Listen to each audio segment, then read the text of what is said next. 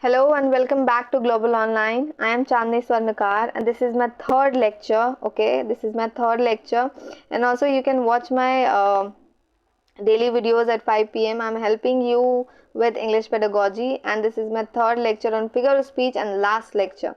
Okay, with explanation, we are covering everything. If you need any help, you can contact here, and you can also say that this is the third part. Okay. So the first question, which of the following is an example of a paradox? What do you mean by paradox? I'll tell you an example.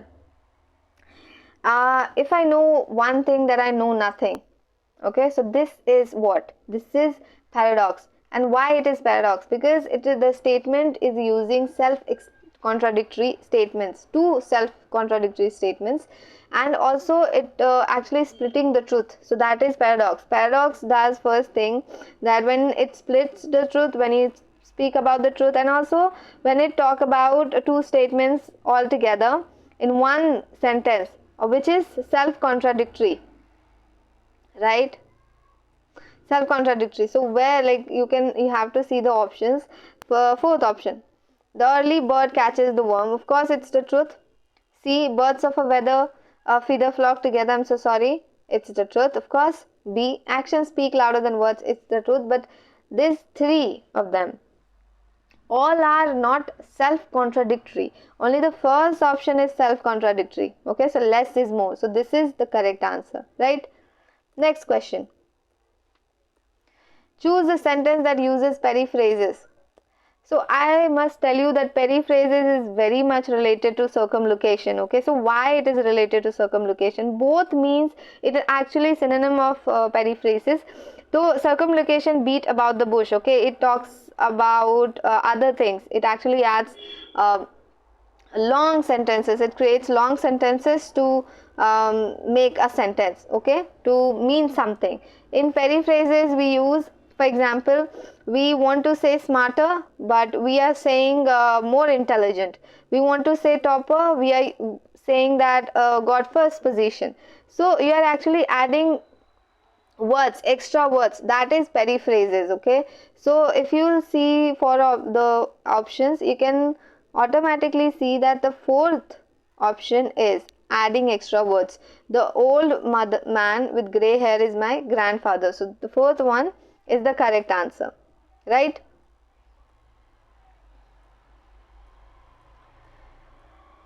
Third, which of the following is an example of a pun? What do you mean by pun?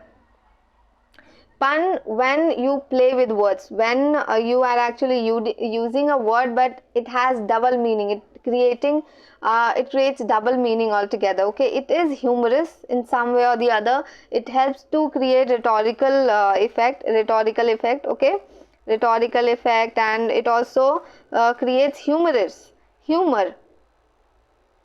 right? So that is called pun. So if you will read all the options here, you can see that the second option has two double meanings. Okay, double meaning is also there. You have to understand this.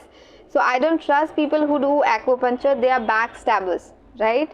The person does not trust people who do acupuncture because it is all about back. Okay, so he is also saying that the backstabbers are not trustworthy. So two meanings are occurring here, right? So it's a pun. Okay. Fourth, identify the zeugma in the sentence. What do you mean by zeugma? Basically, when you use one word, okay, when you use one word and link to two thoughts, okay. When you use one word and link to two thoughts, it is zeugma, right? So for example, he opened his mind and his wallet every time he went out with her. He opened his mind and his wallet every time he went out with her. Okay, so there is one word but link with two or three, right? So here, prepared a delicious, like if you'll read the question carefully, the chef prepared a delicious meal and his staff for the important guest. Here the chef prepared a delicious meal and his staff for the important guest. Okay, so here the second option, his staff for the important guest, is zeugma, right? Okay, do get it? Now, fifth question. Which of the following is an example of an allusion? What do you mean by allusion? Allusion, you must have heard that, okay, when you see a couple, you will see, okay, they are behaving like a Romeo Juliet. Okay, so that is an allusion.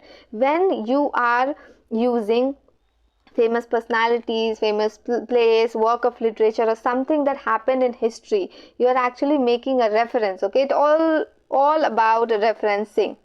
When you do a lot of referencing in real life also, but you didn't realize it, right? So you are talking about reference of place, person, or work of literature, or something that must have happened in history. That is allusion. Okay, so here he is as fast as a cheetah, she was as brave as a lion, he was a real Einstein in the classroom, she has a heart of gold. So here the famous personality, a reference is being used. Okay, so here the third option is the correct option, right? Next, which of the following is a key element of satire?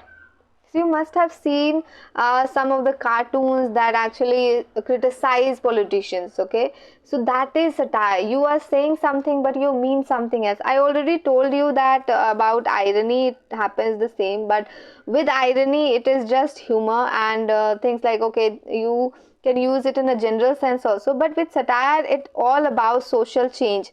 When you satire, you want to make a social change along with that. Okay, so satire basically includes humor and irony altogether. It is a part of it. Okay, so that is satire.